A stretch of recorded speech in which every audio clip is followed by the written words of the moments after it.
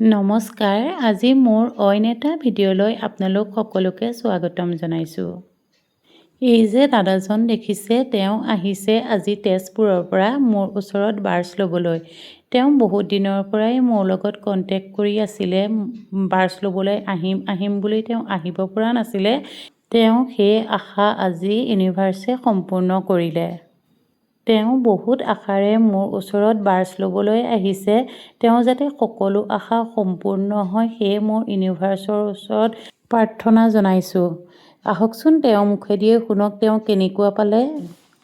নমস্কাৰ, মোৰ নাম শ্ৰী বিবেকানন্দ গোস্বামী। মই তেজপুৰৰ পৰা আহিছোঁ। জোনালী বাইদেউৰ তাত খুবেই ভাল লাগিল, কিন্তু আজিৰ পৰা এবছৰৰ আগৰ পৰা আহিম বুলি কোনোদিনে আগৰ পৰা নাযায়। Thank you universe. আজি সেই এবছৰৰ মূৰত আজি 9 জানুৱাৰীৰ দিনাখন যে মোক যে এই শুভ দিনটো আনি দিলে, লগতে মোৰ বন্ধু দেৱজিৎ বড়ো আছে আৰু বাইদেউক লগ পাওঁ মানে হ'ল কি, মই ফেচবুকত পাইছিলোঁ স্পৰ্শ চিকিৎসা জোনালী বৰদলৈ বুলি ধুনীয়া কৰি ফোন নম্বৰ সৈতে দিছিলে। তো সেই ফেচবুকৰ পৰা নাম্বাৰটো লৈ বাইদেউক ফোন কৰিলোঁ। তাৰপিছত বাইদেউ ইমান ধুনীয়া কৰি মোক মানে ৰেচপেক্ট কৰিলে, ইমান ধুনীয়া কৰি কথাখিনি ক'লে, তাৰ বাবে মই বাইদেউক অশেষ ধন্যবাদ দিছোঁ। আৰু বাইদেউৰ লগত সেই ফোনৰ পৰা আজি এবছৰ ধৰি আজিও মানে কি এটা মানে এনেকুৱা ঘৰুৱা মানে সম্পৰ্ক এটা আহি গ'ল, খুবেই ভাল লাগিল।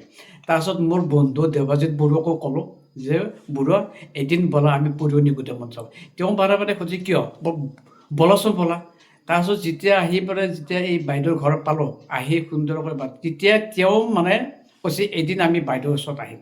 আজি সেই সৌভাগ্য দিনটো যে থেংক ইউ ইউনিভাৰ্ছে যে আনিলে, তাৰ বাবে মই মানে অশেষ মানে কি তেখেতৰ ওচৰত মানে সদায় প্ৰাৰ্থনা এনেকৈ কৰক।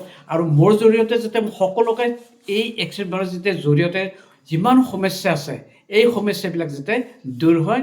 বাইদেউক সদায় ওচৰত আনি পেলাই আৰু আমি মানে কি মানে জোনালী বাইদেউ জয় বুলিয়ে ক'ব লাগিব, কাৰণ জোনালী বাইদেউ বহুতখিনি কৰি আছে আমাৰ কাৰণে। আৰু বাইদেউক আমি কম দিনৰ ভিতৰতে আমি আমন্ত্ৰণ কৰিম বুলি আমি ভাবি থৈছোঁ। এইখিনি মোৰ ক'বলগীয়া।